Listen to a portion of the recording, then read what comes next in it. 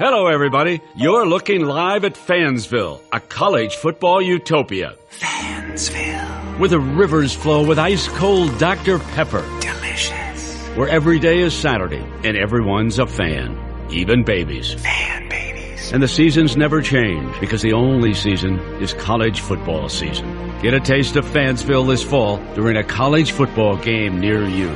Dr. Pepper, the official drink of Fansville. Grab some today. And now, Jalen and Jacoby on ESPN Radio. When I pop the trunk, head the dirt. Y'all pop the trunk, I pop the hood. Now act stupid, I'll pop the trunk. Now give me a boom. Welcome to Jalen and Jacoby. Happy Halloween. In for Jalen Rose this Halloween, Amin El-Hassan. Thank you so much for doing the show, Amin. No, I'm so excited. I love doing this show. Oh, thanks. That means a lot to us. Yep. Thanks for coming back. The Rockets have not been great lately, Amin. Let's just be honest. It is not looking good. Yes, they were without James Harden, but they were also without much offensive or defensive effort last night as they lost to the Blazers and only scored 85 points. You're going to see here some of the plays. They're lowlights. Let's be honest. It was not great. Again, James Harden makes them go, but we had Chris Paul leading the team with 17 points. Gary Clark had 11 points off the bench. He was in double figures. I don't think that was the plan when, Daryl Morey put this team together. I expected this Rockets team to be much better than this. What has gone wrong with the Rockets? Start with Amin El-Hassan. Well, Jacoby, the surprising thing is they've been bottom 5 in the offense in the NBA, and I know they're missing their MVP, but I don't think we'd ever see Houston have problems scoring points. The other side of the ball, defensively, I don't know what you guys were thinking. I knew they'd be terrible because they eroded the structural integrity of their defense over the offseason. They lost Trevor Ariza. They lost Luc Mbamute, and they lost their de facto defensive coordinator, Jeff Bzdelik. And when you lose that much and you replace it with players like Carmelo Anthony, who is one of the worst defenders in the league at this point, Michael Carter-Williams, who has not been known to be a defensive player to this point, and James Ennis, who doesn't have enough experience to be known as a defensive player at this point. Those are your replacements. Of course it's going to fall apart, but somehow everyone kind of believes, no, they got it, they're fine. Yeah. I was one of those people, and I was actually pretty high on adding Carmelo Anthony. Carmelo Anthony has not played well. Last night he was 2 for 12. He put in just 8 points, 6 rebounds. You'll never believe this, 0 assists. And again, before it was maybe he's not used to coming off the bench, and that's kind of what he would say, but he started last night. Should we expect Carmelo to put this together? What do you think this year is going to be like for Carmelo Anthony? I think he'll get better as the year goes by, but at some point, Jacoby, Father Time is undefeated. And I hate that people point to LeBron. Well, he's in his 16th year. He seems to be fine. Yeah, that's the exception. That might be the greatest player of all time. Those rules don't apply to mere mortals, and Carmelo Anthony is a mere mortal. Yes, Dwayne Wade is on his farewell tour. Carmelo Anthony seems close to his. You cannot say LeBron James, well, he's in the same year. It just doesn't work like that for LeBron James, unfortunately. And again, we're also seeing a little wear and tear on James Harden. He's out another game with his hamstring. How bad do you think this is? Is he going to get this right, or is this going to be something that lingers? Hamstring injuries notoriously linger, Jacoby, and the only really prescription is rest. And so it's going to be interesting to see how Houston handles this. Do they keep him out, rest him, and make sure he's fresh for the rest of the year? Or do they panic because, hey, it's the Western Conference, and whatever hole you dig yourself in early, it's not going to be easy to dig yourself out of later. And again, we're focused on the Rockets because they have the big names, they have the MVP, they have the high expectations. But let's not forget very quickly on the Blazers, 5-2, they've been sneaky good. Dame Lillard's been great. How much do you expect this success to continue for the Trailblazers? I guess. That's kind of how I feel too. I think that's a very fair response, Darth. Maybe. I think that's the appropriate expert analysis that both of us can offer on the Blazers. They're pretty good. Maybe. I think they're good. All right. Last night, the Thunder picked up a much-needed win against the Clippers, but none of that matters. All that matters is this.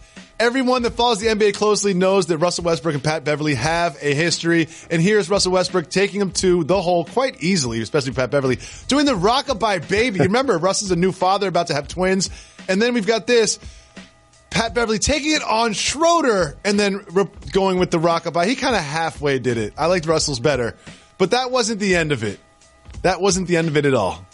Later on, there was a very, very controversial play. Russell Westbrook dribbles it, loses it. Pat Beverly dives for the loose ball, I guess. And then the two of them kind of like yap at each other in the way the NBA players do. Police and eventually intervened. But looking at that replay, I find that dive for the loose ball a little suspect. It looked like kind of like a slide into second trying to break up a double play. What do you take away from that one particular action from him breaking up the loose ball? By the way, shout out to police intervening. We need that nowadays more than ever in our game. And also shout out to Brazilian soccer star Bebeto, who was the first one to do the Rock the Baby. Oh, yeah. There you go. 1994 World Cup. You're welcome. No, this is the thing. This is who Patrick Beverly is. Why are we surprised? He's a guy who toes the line between playing hard and maybe playing a little bit dirty, but like that's how he made his bones in this league. He is a professional irritant. And hey, man, I like it. If I'm the Clippers, that's exactly what I want. I want Russell Westbrook worried about Patrick Beverly and not necessarily worried about the game. It's always one of those things when you see like two players go chest to chest or yapping or getting each other's heads or going back and forth. The player who is least valuable to their team is winning no matter what. Like you want to get in the head of the player who is more valuable to the team. And in this case, Russell Westbrook is more valuable. No shots at Pat Beverly. I love his game. I love him so much. But he's not as valuable to the Clippers as Westbrook is to the Thunder. However, the Thunder did pull out the win. And after the game, Doc Rivers had this to say about the animosity between the two. I don't know how that was a flagrant. They have bad blood. Nothing wrong with that. You know, as long as they keep it clean. I thought both of them did. You know, all that talk, you know, whatever.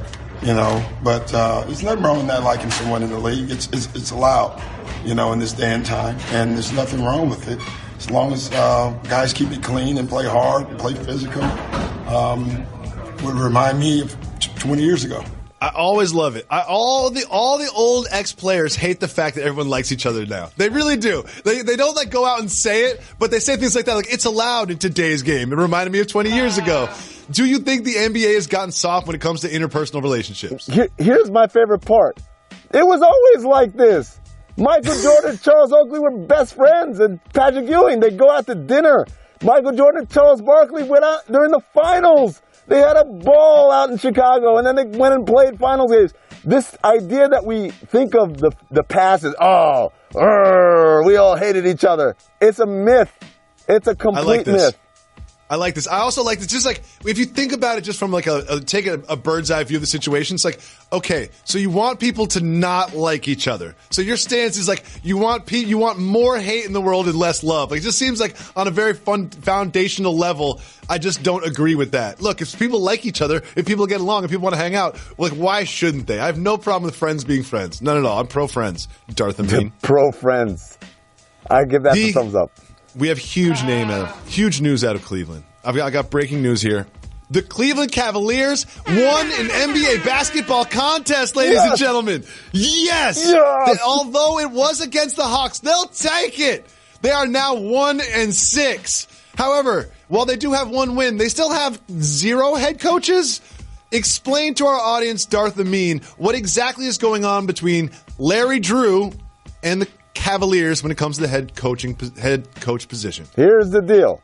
The Cavaliers let go of Ty Lue. Usually, the associate head coach is the guy that takes over, gets himself a nice little pay bump to be the interim head coach for the rest of the year, and we all go on with our lives. The problem is Larry Drew is looking at 70-plus games left in the year, and he's saying to himself, I don't want that train wreck on my resume unless I'm getting paid and I'm going to be the coach for the future. The Cavaliers obviously are trying to weigh everything. They don't want to sign up with Larry Drew now if there's going to be better candidates available later. So what ends up happening is you have this weird situation where Larry Drew doesn't want to be the interim coach, but he's kind of interim coaching in the middle, but he's not calling himself that. He's calling himself the voice of the team. I like that. Oh, I like that. I always like giving myself titles. I give myself titles on this program all the time. All the time. Chief creative, whatever. Who cares? And there's some more news out of Cleveland that I found pretty interesting is Sham God. He had a little tiny report that kind of went unnoticed that both J.R. Smith and Kyle Korver, quote, got emotional when told their role was going to be reduced moving forward. Can you translate from, NBA reporter to actual English what got emotional means? Well, got emotional to me in NBA speak means there were a lot of four-letter words thrown around. Yes. There was a lot of exactly trashing of the locker room. Maybe throwing a cooler or two. Maybe some soup. Maybe some soup was Maybe involved. some soup. We don't know. Maybe some soup got involved. That's exactly what I wanted you to say. Because when I read that, I was like, oh, it got emotional. I was like, what exactly does got emotional mean? Oh, yelling, screaming, storming out, throwing things, lot of F-bombs. That's what got emotional means. I don't think it was just like they started crying like they were watching the end of The Notebook. You know what I mean? Yeah. I think it was much. I think anger was the emotion that they were going for there. There's also news that Kyle Korver is looking to trade Kyle Korver. Where do you think he'll end up? And, of course, this is going to come back to the question, will he end up in Los Angeles? Yeah, maybe. To me, I don't think he's a trade candidate. You look at his age, you look at how much he's deteriorated defensively.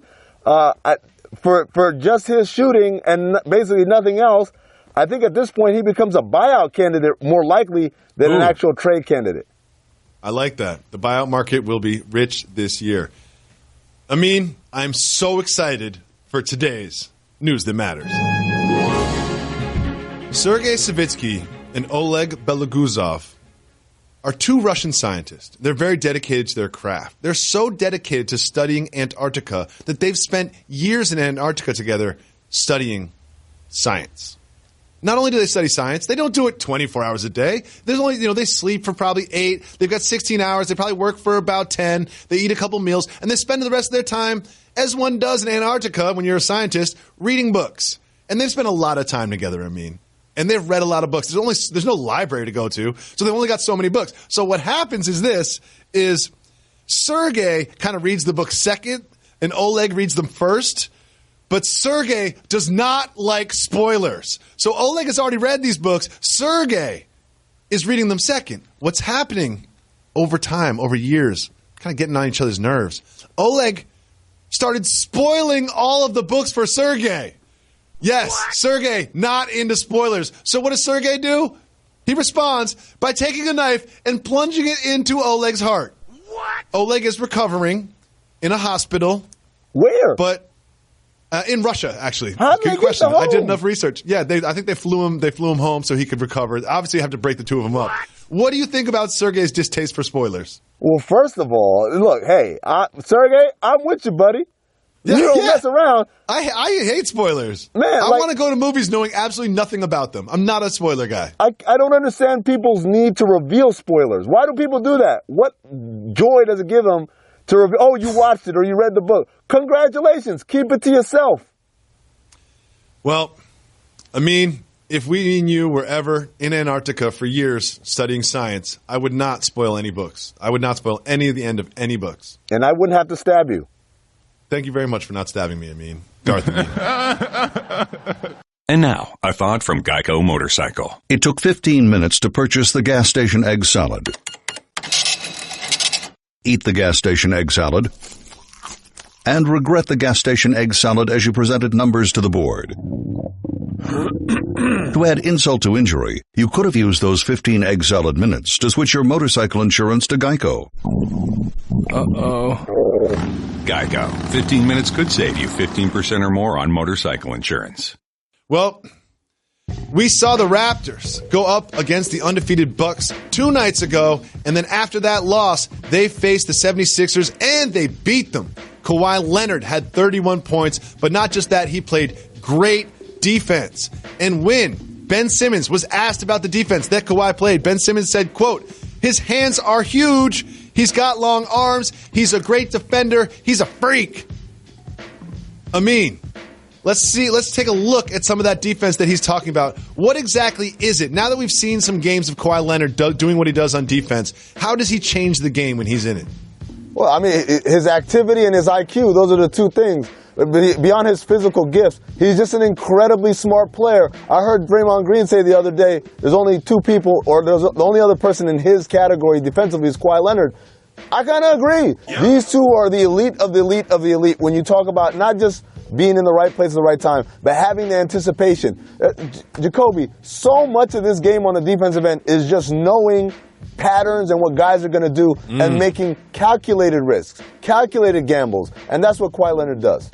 You know what? I'm glad you said that because here's Ben Simmons being like, the guy's got big hands. It's like, yes, he does have big hands, but that's not what makes him a great defender. What makes him a great defender is preparation, anticipation, like his instinct for the ball, and also just getting after it. Like you saw in some of those clips, he just gets after the ball, and like his hands do come into play, but that's just a small piece of what makes him great. But we are focusing on his defense. Dude put up 31 points last night, and in every single game that he's played for the Raptors, he has scored 20-plus points. Like, he's taking up a lot of shots. What is Nick Nurse, like, what is the strategy Nick Nurse has employed for Kawhi in the offensive end? Well, first of all, he's one of the most efficient offensive players. And when I say that, I don't mean efficiency as far as the ball going through the hoop, which he does that as well. I mean efficiency as far as no wasted motion. The guy just rips and drives by guys. His game is really tailored down to, these are the things I do well. I'm going to keep doing them until you can stop it. I'm not going to dance with the ball a whole much. I'm not going to bang around. I'm just going to go get to my shots. The other thing is, you got to know, he flourished in a motion-type offense in San Antonio. Well, what kind of offense did Toronto install last year? A motion-style offense. Type of offense, which is exactly why, by the way, DeMar DeRozan looks so good in San Antonio. Because there's a familiarity with that style of play. Point. And so with Kawhi Leonard, man, this is the thing. Before the season, we were talking about who's the best player in the conference. And I said, if healthy, Kawhi Leonard. And I have to hear people like Paul Pierce and Tracy McGrady kind of scoff. We forgot about Kawhi. Come on, It had guys. been a while. Yeah, I think you're all right. He does certainly feel like the best player in the conference thus far. And then there's also the other side of the ball. There's Ben Simmons. Ben Simmons had a triple-double last night. He had 11 points. He had 10 assists. But he had 11 turnovers. Okay? Now, this is starting to become a thing for Ben Simmons. Is the turnover problem real for Ben Simmons? I would say no. I think if you look at all the great point guards, the great playmakers in NBA history, they all had high turnovers. I know when I was in Phoenix with Steve Nash, Steve routinely was among the league leaders in turnovers. Why? Because if you've got the ball in your hands that much and you're counted on to make plays and supernatural plays, we're not talking about the easy swing. Yeah. We can all do that one. I'm talking about seeing the one that none of us saw. There's going to be some, failures in that. And to me, 11 turnovers is high, but overall, I want him to keep trying and keep being on the cutting edge as far as what kind of plays he's trying to make. That's a good point. Like he's making those like Rondo plays that like this is either going to be an assist or a turnover, but I can see the floor better than other people, and the defender's not looking. Let me just take a chance on this high risk, high reward type of passes. I think that's a good point. Ben Simmons does do that. Well, the Celtics got a win against the Pistons, the surprisingly good Pistons, and it was well-deserved. Kyrie Irving had a bit of a breakout game. He's had some weird games where he didn't score that much recently. He had 31 himself last night, which was a season high. But really the secret is this. Do you know why he had 31? Do you know why he broke out? Because of what you're about to see right now. Ooh. He got a haircut. Yeah. He got a haircut. He needed that. The beard got trimmed a little bit, and then boom, look at that. That's the Kyrie I want to see on the floor. That's the MVP, the sort of like should have been the MVP of the finals when they won the championship, Kyrie. That is the Kyrie I want to see. Everyone does everything better with a haircut. For real. Once you get a haircut, you just feel better, you perform better. That's not a basketball thing. That's an everyday life thing. Do you agree that everyone does everything better when they get a haircut? Almost everyone. Samson would have to beg to differ on that. But other than Samson, you're absolutely right. Especially for people of my melanin-rich complexion, when you come out of the barbershop, out of the chair, that is when your confidence is at its absolute highest. High. You can conquer the world with a fresh lineup.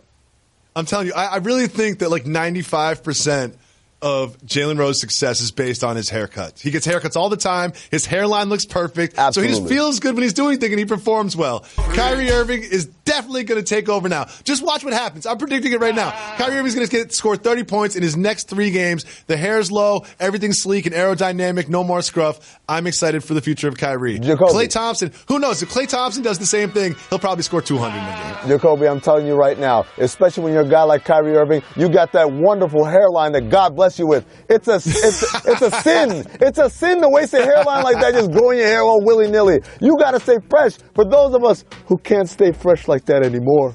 You look great. You look great, Amit. Don't worry. Don't get self-conscious and start putting the mask back on. The Bills and the Patriots played a football game, which means 3 things when it's in Buffalo. The fans get hammered and break tables.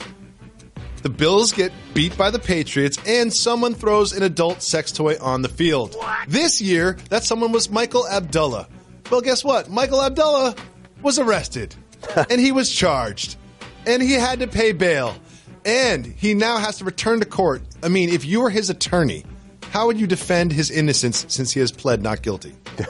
First of all, shout out to Katie Nolan for pointing out that the only bags that are allowed in an NFL stadium are clear. So either they saw it or he smuggled it elsewhere. No? Okay. All right. Okay. I thought it was good. Well, if they don't just pull the plug on the cameras in the studio right now, we can move on to news that matters. Well, a woman by the name of Amethyst Realm in Britain, she cheated on her fiancé with a ghost. They have broken up, and since she has had flings with over 20 ghosts, and now there is big news on Halloween that she is engaged to a ghost. What? She said she has not started details of planning the wedding yet because it's early. What advice do you have her to put together a wedding with a paranormal being? First of all, how long is the guest list? When you have all the dead ghosts coming, it means it's unlimited. There's a lot. You know what happened? She was in a long relationship. She broke up. She just wanted to see the world. You know what I mean? She wanted to make up for lost time. We talk about this a lot in the show. Jalen always calls, leaves long voicemails. What he doesn't understand is he's old. People have moved past that. People call me all the time and just ask me a simple yes or no question when they could have just texted me. It's 2018. People are using text. People are not using their phones. Of course, I call people. You know, my friends in LA, I'll talk to them for 20 minutes. I call my mom, call my dad, I call family members. Like, of course, you have phone calls. There's a place for phone calls. Do you know where that place isn't? Consumer to business relationships. Right now, there are more conversations. There are more businesses that are set up to have their customers call a phone number and get some automated system. You have to push all those buttons. You never get to the right person. You don't get the answers. How much easier would it be if your business was set up just to take text from your consumers? 90% of consumers prefer messaging. 99% of texts get opened. No more hold music, phone tag, piling up voicemails. It's convenient for customers and flexible for you. Everything from scheduling appointments to closing the deal is as easy as sending a quick text. Conversations that start with convenience end in more sales. Go to podium.com/JNJ and get 10% off your monthly subscription. Meet your customers where their screens are. Go to podium.com/JNJ and get started to save 10%. This will change your business. It's 2018. Phone calls don't work anymore. Text messages do. Use Podium. Go to podium.com/JANDJ. Get 10% off your monthly subscription. Now, we've both worked in this industry a long time, and we know that we don't want to force topics when we're doing television. So we have a segment where you're in charge, If you want to discuss it, you say hit the brakes. If not, you say keep it moving. We be moving, keep it moving. This is one of my favorites. You're in control. You're ready to choose your own sports adventure. First, we have a video about human fear that you have to see to believe. Oh. Keep it moving or hit the brakes. Hit the brakes. I want to see this video. Let's watch the Raptors' OG Anunoby name things that he thinks people fear. Coyotes, dogs, cats, fish, spiders, hamsters, rats, seagulls, whales, cottage cheese. I love that video so much. First of all, Homeboy's really trying. He's like hamsters, terrifying.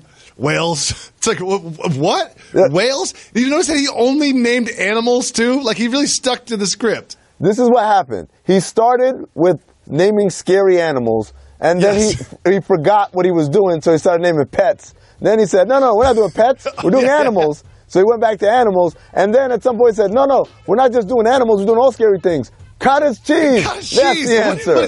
I really want to. I want to spend like 20 minutes with OG Anunoby and just be like, what is scary about cottage cheese? I understand you might not want to eat it, but I don't find it particularly frightening. Terrifying. You know? Almost as terrifying as how you pronounce his name. It's Anunoby. Anunoby. I'm sorry. God, I practiced in the break too. Well, while we sit here and we clown Anunoby, here's one thing that has to happen. I want to see if you can do better. You've got 24 seconds right now. Name things that people are afraid of. Go. Dogs, cats, rats. Now I'm doing the animal thing. You're doing the same thing. I can't believe you're just naming animals. You can't name anything. What else? Frogs, chickens, birds. All I'm afraid of is animals. Oh, Lions. my God. Oh, Whales. and he named something that's not an animal. Cottage cheese. Oh, my God. Amin. Literally, when I asked the question, I was thinking to myself, oh, he's going to be so good that I'm afraid that we're going to be, like, actually sneak dissing OG Anunoby. But no. You did the exact same thing. I cannot believe this moment just happened on national television. Because I'm good at TV. That's why, Jacoby. Don't forget it. Well, next, Ty Montgomery is no longer on the Packers. Keep it moving or hit the brakes. Method Man, move us out of here. Been moving up. Jacoby Thanks, moving. You know we keep it moving up. Cleveland will once again be hosting a major sporting event. Keep it moving or hit the brakes. Hit the brakes as hard as possible. I know how you feel about this, Amin, so I'm just going to give you the floor. How did you feel when you heard that Cleveland would be hosting the 2022 NBA All-Star Game? Well, David, I discovered this news from a Twitter report, and I have to say I was absolutely outraged. How dare the NBA do this? How dare Adam Silver sentence us to this hell? We did Cleveland for 4 straight Junes. We complained minimally. We're not going to do it in February. I refuse. We're going to walk out. I'm going to organize a strike. The players will not play in the All-Star Game in Cleveland. Book it. Okay. I'm going to ride for Cleveland. No, you're not. Everything is walkable. Very nice people. They've got a casino right in the middle of town where you can gamble it while you're not working. I'm going to say, I've had a good time when I'm in Cleveland. I really have. Walkable. I enjoy Cleveland. Walkable. I also, however, don't travel for the finals. Walkable in February. Walkable. Okay. Yeah. All right. Walkable in February. All right. I ride for Cleveland, Ohio. I've got your back. Send all of your hate to Amin Al-Hassan on Twitter. Right here. Moving on. There's going to be a dramatic change to Twitter. Keep it moving or hit the brakes. Oh, hit the brakes. I want to know. Twitter's everything. Twitter is going to remove the like button. You know that little heart? Like when you're like, I'm not going to retweet this, but I like this, and I know this person, so I'm just going to hit the like button. Just a little like, hey, man, I saw that. I like that. They're going to remove that. And Jack Dorsey, one of the founders of Twitter, he says that it is because he wants to inspire more intelligent debates. I'm not really sure how those two things are exactly connected, but sure. What do you think about the removal of the like button, Mr. El-Hassan? Why is Twitter so bad at Twitter? You ever thought about that? Why are they so bad at the thing that they actually make? How does the like button influence discussion? First of all, I don't know about you. I use the like button as a bookmark. Hey, one of my favorite writers posted an article. Can't get to it right now. Like, hey, Katie Nolan posted a clip from her show. I want to watch that, but I can't do it right now. Like, that's what I use the like for. I don't use it to signal anything to people. But if you want to make discussions better, it's not done with a like button or not like button. It's getting the people who do stupid things and talk dumb on Twitter out of here. And I'm talking about people who have a lot of prejudice, hateful type of rhetoric that they do with their words, not with their likes, with their words. Yeah, well, it seems like Mr. Dorsey had a quote, and he was essentially saying, like, I want to inspire conversation, not just like, hey, hit a button. Like, he wants more rhetoric out there and less just like, this is how I'm going to interact with you. He wants you to converse and to have like a flowing dialogue with the world. Not sure that's exactly how it's going to work out. I spend a lot of time on Twitter. It doesn't always work as this, harmonious, flowing dialogue from Utopia. Look, first of all, like, how many people really are we saying that there's just this infestation of one tweets and people just like and no one actually responds to it? It's Twitter. I could say anything. I could say the sky is blue, and I've got 20 people in my mentions. Well, actually, where I am is gray. Well, that's what all Twitter is people responding. That is what it is. And to be honest, I want the likes. I don't want to have to retweet your stuff. You know what I mean? I want to like your stuff. Moving on. Manu Ginobili will return to the Spurs. Keep it moving or hit the brakes. Oh, you know he's one of my favorite guys. El Contusion, you got to hit the brakes on this one. Hitting the brakes on Manu. I'm sorry for the tease. He's not going to return to the Spurs to play. He's going to return to the Spurs to have his jersey retired up in the rafters. It's going to happen on March 28th when they play the Cleveland Cavaliers. The only real question to have is, will a bat hang from the rafters upside down in the arena forever?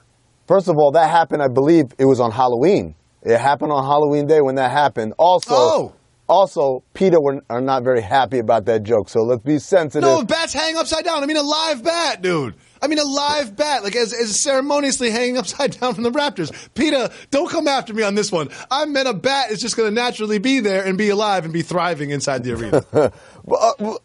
Bats aside, my favorite thing about this story is who they're playing, the Cleveland Cavaliers. This is basically the equivalent of big-time college football homecoming, where you schedule for your homecoming weekend Bethune-Cookman or, Southeastern Louisiana State or some other pushover school, because you want to make sure that this special night is special in every way imaginable. Do you remember when the Cavs played the Celtics and they did the Paul Pierce jersey retirement? Yes, and the Cavs remember. We talked about it for months ahead of time. They destroyed them. Why would you schedule that day? So smartly, the Spurs are saying, give me the Cavs without LeBron James. Yes, without LeBron James, without Kevin Love, featuring Rodney Hood, who played really well last night. Yep. I know it's a small sample size, but we're going to look at some trends, some disturbing and some good so far this NBA season, and ask the simple question, is this really real? All right. There's a lot to take in here. I know that you and I have paid a lot of attention to this young season because we are so excited for it. So first, we start with the terrible Wizards. They lost again last night to the Grizzlies. They are now 1-6. That Austin Rivers missed layup was one of their better plays of the evening. It really was. Amin, the Wizards being terrible. Is this really real? Absolutely 100% real. I got off the Wizards bandwagon 2 years ago. I quit on them because they quit on everybody. And here's my thing, Jacoby. They're always so offended when media types have them ranked kind of on the lower half. And my thing is, look at your resume. What have you done to disprove us? How many times have you proven us wrong? You guys do the same thing every year. You talk all that mess, you don't bring it on the court, and you expect us to give you the same kind of laudatory comments that we give the Sixers and the Raptors and the Celtics. You're not in that class. You're not even in the 8 seed class. Like, you remember before this season started, before game one of the regular season, do you remember some of the rhetoric that was coming from the Wizards? It was like, people don't talk about us the same way they talk about the Sixers and the Bucks. And, I think a lot of people slept on us, and we're going to make a run, and this and that. Now, seems like the narrative has changed a little bit. Seems like there's a little bit of finger pointing. It seems like, we've got Coach Scott Brooks calling out Otto by name after bad games. The discord in the Wizards locker room usually comes later in the season. Like, what do you do about it this early in the season? Do you expect a head coaching change? Do you expect a trade? Dwight Howard is not going to come and fix this team. Well, I mean, eventually I think a trade has to happen. And for no other reason other than inertia. Like, this pairing of Wall and Beal, for whatever reason, doesn't quite work. Here's the problem. If you had to choose one of those guys to trade, it would probably be Wall. But, Jacoby, I'm here to tell you that he might have the most untradeable contract in the NBA. He makes 19 this year, and you're like, oh, that's not bad. That's a deal. It is a deal. But next year he makes 38. The year after that, he makes 40, 42, and I think in the last year of his deal, he makes $44 million. Yeah. I don't want to pay. Any GM is like, yes, I want John Wall at $44 million in 3 years. Like, I love John Wall. I think he's excellent. But I don't think if I was a general manager, I'd be really excited to pay John Wall $44 million. And he's excellent when he plays like John Wall, getting to the front of the rim, making plays for others. He's not excellent when he tries to play like Steph Curry, which is what he's been doing. You know what he's shooting from three-point range? I don't know what the exact number is, but I'll tell you exactly. I'll tell you exactly what Tim Legler said. If your three-point percentage is lower than what you tip at restaurants, maybe you should stop shooting threes. And that's where great. John Wall is at. I'm plagiarizing. You're not going to credit him next time you say that. You'll have to credit him once. That's great. So they are 26th in the league in defensive ranking, and they're 24th in the league in offensive ranking. Like, that's bad. I don't even know how to fix that. I really don't. I really think that we're going to see some serious personnel changes. But before that, we're going to hear some more discord and finger pointing, and anonymous player says this about that player. We're going to enter that part of the Wizards season, but usually it's like starting to get warm out when that happens. My favorite quote of the young Wizards season so far is where Austin Rivers says, I don't fit in. I come in and I take people by the throat. Yes. And I'm like, wait, who are you, Mr. Career average of 11 points a game? You come in, you take people by the throat, then they call a flagrant foul on you, and then there's one foul, and then whatever. Right now, John Wall is shooting 21% from three this year, and he was 37% last year. I think that will sort of regress back to the mean a little bit more, but it's certainly not a good start. Not someone you want to pay $44 million in 3 years. Moving on, Derrick Rose has been surprisingly good so far. He's scoring over 14 points a game. He's shooting a little under than 40% from the field. Not great, but he has looked good, and he now says that he wants to come after the Sixth Man of the Year award. Derrick Rose being a legitimate candidate for Sixth Man of the Year and contributor on a basketball court. Is that really real? It's really real up to a point. And what I mean by that is, first of all, I'm glad that Derrick has finally embraced who he is as a player. I think a lot of the reasons why he kind of hasn't been playing well in the last few years is he's trying to be MVP Derrick Rose. That guy's not walking through that door. But valuable contributor off the bench, Derrick Rose, he can have a very long NBA career because he is good. The other thing also, Jacoby, is this was the first offseason, believe it or not, the first offseason he had when he was healthy. So it really makes a huge difference where you're not rehabbing, you're actually just working on your game. But ultimately, the Timberwolves are too bad for him to win Sixth Man of the Year, even if he plays really well. Yeah, that's a good point. I mean, I think that the full off-season healthy thing has made a big difference for him. And you also see the same thing with Blake Griffin so far this year. But one of my favorite things about the story is he said he was going to be the Sixth Man of the Year. Lou Williams fires back, "Stay out that, bro." I mean, I think it was all funny because Lou Williams is just like a hilarious dude like that. But I love that he's just like, no, you don't want these Sixth Man of the Year problems. You don't want the Sixth Man of the Year smoke, Derrick Rose.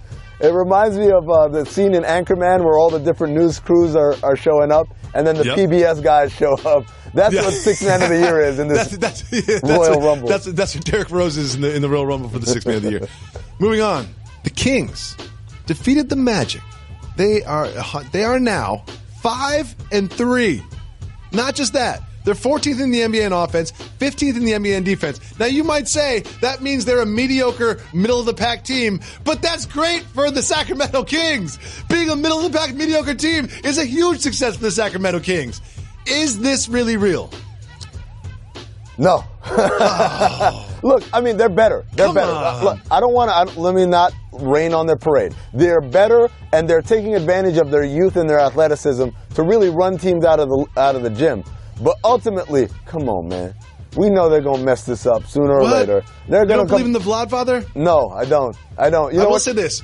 I did not believe in Will Cauley-Stein until I started watching games this year. I was like, oh, Willie Cauley-Stein. Like he's coming together a little bit. Buddy Hield, he's coming together a little bit.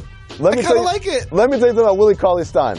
What's that? Last year, we did a stat. We were talking about Lonzo Ball being a terrible finisher at the rim. And we said, look at the people in his company who are terrible finishers at the rim.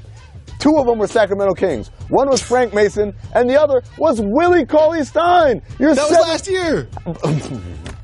The tiger doesn't change his stripes. He just changes jungles. Well, Willie Cauley-Stein changes tattoos. Moving on. I like the Knicks. I'm a Die Easy Knicks fan, okay? And the Knicks have had some spirited efforts. They've had some spirited efforts. I went to the game against the Warriors. Nobody looked good. But they are playing through Tim Hardaway Jr., who is now averaging almost 24.4 points a game. Tim Hardaway Jr. being sort of a focus of an offense and contributing. Is it really real? This is, regular watchers of the Jump know this character, Cousin Proofy. This is going to break Cousin Proofy's heart. This is absolutely not real. The guy's shooting 20-plus shots per game. He's shooting around 41% from the field. He's shooting 17.5 shots a game, which is a lot for Tim Hardaway Jr., and he's shooting 42%. If you're putting the ball up that many times, you want to see it go in more than 42% of the time. Look, this is just, Stugotz calls it a compiler. He's a stat compiler right now. We know that this is not the offense, and we know that this is not going to lead to victory, but someone has to take these shots. I'll give you a blast from the past. You remember Armin Gilliam? Of course.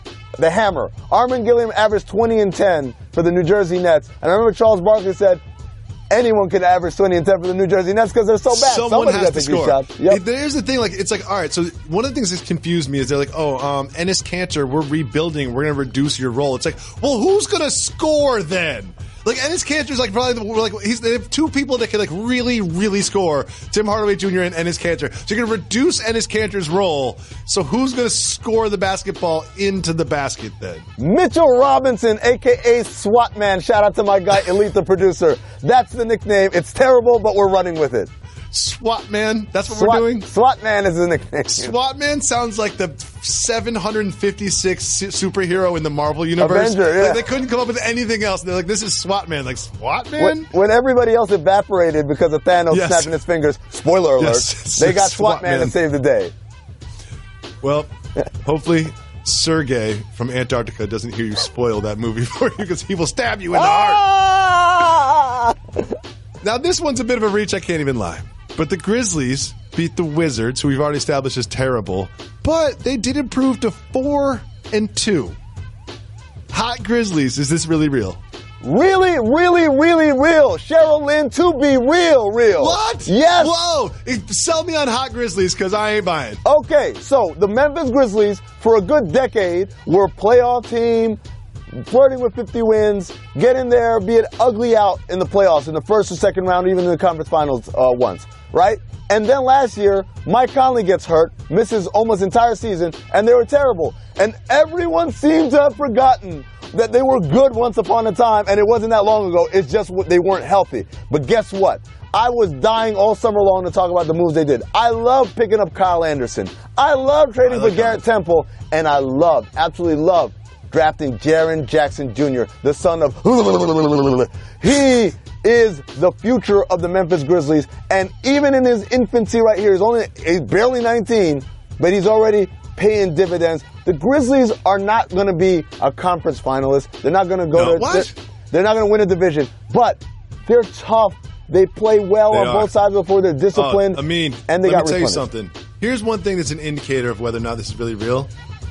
4th in defensive rating in the league. Let me say it again.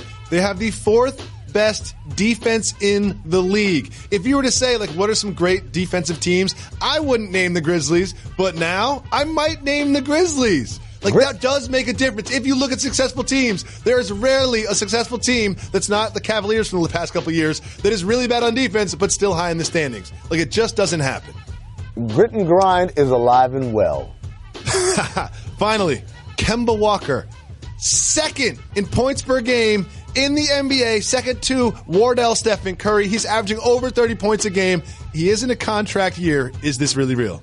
Oh, it's real as far as the average going to happen. He's got to do it. Like you said, it's a contract year. And again, who else is going to score for that team? He's got to get those shots up. But also, I want to tip my cap to James Borrego. And not just because he has the Spurs pixie dust on him. He's a guy, I've always thought, he had that small stint in Orlando where he was a head coach. Didn't have a whole lot of talent, but I thought he was pretty creative with his play calls and his play sets. And so this is a guy that I think is going to really open up Kemba Walker's game. I love this year Kemba Walker. Contract years just seem to motivate professional athletes. I don't know how that works, but they just seem to be especially motivated. And Kemba Walker, when especially motivated, can tear up a basketball game. I love Kemba this year. I wish he was on my fantasy team. Well, it is Halloween. And we were going to do this topic on the show, and I was like, you know what? This is a topic that it just kind of comes up every year, and I feel like it's kind of played out, but I want to do it right now. Amin, what is your candy corn take? Where are you on the candy corn fence? You got to pick a side. Pro or con candy corn. It's Halloween. Let's do it. This is really easy for me. It is 2 thumbs way down. I wish I had more hands so I could give it more thumbs down. It's Thank trash. you. Let's not even talk about it anymore. But I do want to, I'm putting you on the spot. You're not prepared for this topic. I apologize. I want to set you up in a position to succeed. This is a very important topic. So I'm just going to say to our audience, do not add Amin. He's not prepared for this. Top 5 candies, Halloween candies. Ooh. Off top. Okay, I can't rank them, but I can give you 5. How about that? I got to rank them? All right. You don't have to rank them, but I'm going to make you rank them after you give me the 5. How about that? All right. So we'll start with Reese's Peanut Butter Cups. You can't go wrong. It's peanut butter. It's chocolate, right? I, myself, I'm a big fan of Annihilators, particularly the grape edition. That's a tasty candy for me. Not a big fan of dental health, but that's fine. I've always enjoyed Blow Pops. I like the idea of something that can double, right? Like, hey, you're really just trying to like take your feelings out real quick. And then, let's see. Now, fourth, let me say, I've never seen you so tense. Starburst, but I feel like Starburst is kind of like Annihilators, but I'm cheating, right? No. Those are two different candies. You're good. Okay, and then last but not least, come on, man. You got to give me Sour Patch Kids or Sour Gummy or something sour. The worms, the one with the little, like, I don't even know if it's sugar or salt, these Sour crystals on it. Beautiful. Worms. Okay, thank you, Amin. So just as a recap, Reese's Pieces, Now Relators, Blow Pop, Starburst, Sour Patch Kids. What I've learned from you is not so much like chocolate bar based, like no Kit Kats, no Baby Ruths, much more of a multicolor, you get the experience of multiple flavors in one package.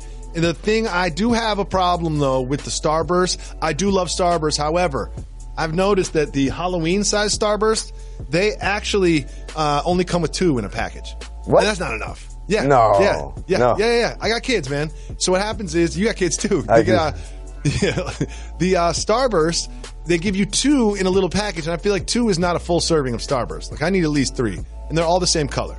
What? They don't even mix it up? No, they don't. No, that's the whole beauty of Starburst. I know. I feel like they need to work on their Halloween distribution. All these candies I picked were for versatility. I do rock with some Sour Patch Kids or Worms. I prefer Worms over Kids, but that's just me. Reese's is really solid. I would add perhaps something that I'm particularly interested in is Mounds. I like a Mounds. I'm into the coconut flavor. It's just me. This is mine. You can't argue with my top 5. But I would add in a little Mounds there. I would go with Kit Kat. I like the mix of the crunch and the chocolate. I find that to be good just to mix it up a little bit. And you know what my favorite is? It's on your list. Haribo gummy bears. I love me some Haribo. Bland. Haribo gummy bears. So bland. What? Bland. What? The flavor is not strong. I need more flavor in my gummies.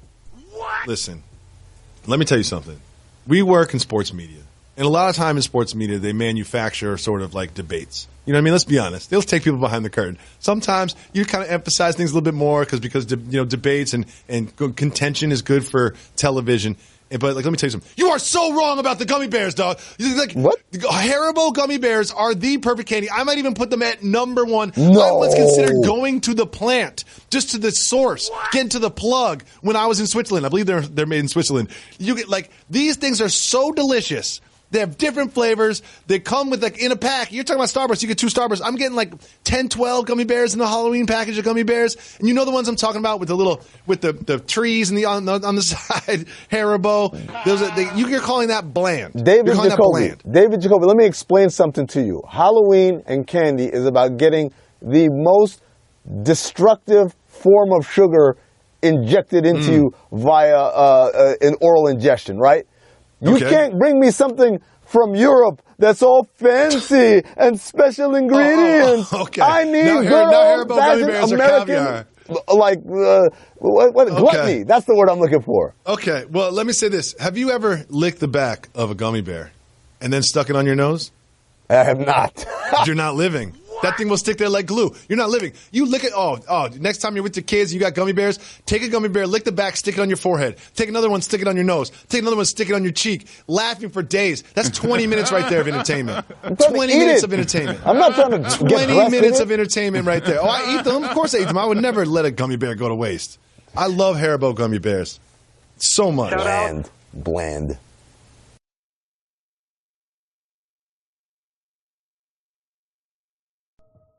Quick, simple question. What are some of your surprises this early in the season? Denver being this good defensively. I like that. And 5-1, second in the Western Conference, the Denver Nuggets. Them being great offensively, I'm all right with that. You saw it. They had the bones for it. They just got a lot of injuries the last couple of years. But, Jokic was going to be an elite player offensively, and I love their backcourt. But Jacoby... Thank you. We always talk about their backcourt on this program. No one knows who... If you went up to just a casual NBA fan, it's who is the backcourt for the Denver Nuggets? They might go 1 for 2, and they're 2 of the best in the game. Yeah, no, I mean, it's funny because individually, I think they're both solid players, but together, they're really special. What makes them special is I think they might be the only backcourt that you can legitimately say about this. They are truly positionless in terms of ability to dribble, pass, and shoot. You don't know who's... if you're not familiar, we're talking about Gary Harris and Jamal Murray. I'm just being honest. I have to. Like, you kind of have to because people listen to the podcast. Like, not everybody watches as much league pass as we do. Yeah, no, but their backcourt is really special in that you really can't zero in on one guy as the lead ball handler or as the guy who's making plays for everybody. They both do, and by the way, their ability to score and shoot fits in perfectly with Nikola Jokic, who's probably the best passing big that we have in the league. And really, I shouldn't say best passing big, I should say one of the best passers in the league. That's a good point. None of that surprises me. You know what surprises me? How are they elite defensively, Jacoby? I'm waiting for it to fall apart. I really am. I just don't believe that they can make that kind of leap in 1 year. Listen, everybody be safe tonight. When you're trick-or-treating or taking your kids trick-or-treating, have a happy Halloween. I want to thank Darth Amin. I want to thank Amin El-Hassan. I want to thank you both for coming on the show today. If you're listening to the podcast, Amin did the first portion of the television show wearing what's his name?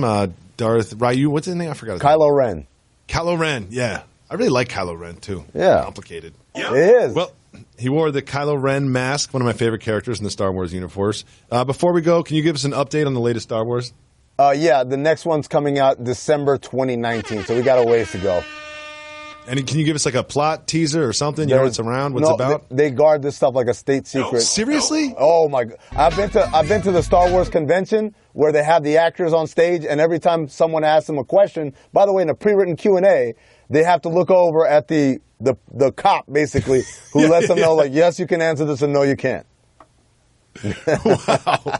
No spoilers. No spoilers, especially to my man Sergey in Antarctica, who will stab you in the heart. I hope Oleg is feeling better. Big shout to Oleg. You didn't deserve that, dog. You did not deserve that. Once again, thank you, Amin. We'll be back tomorrow. YKRS. We're not done. We're not done. Got to give the people time. Give people what they want. They my little guys. I love them. Speaking of the Hobbits, let's talk about LeBron James for a second.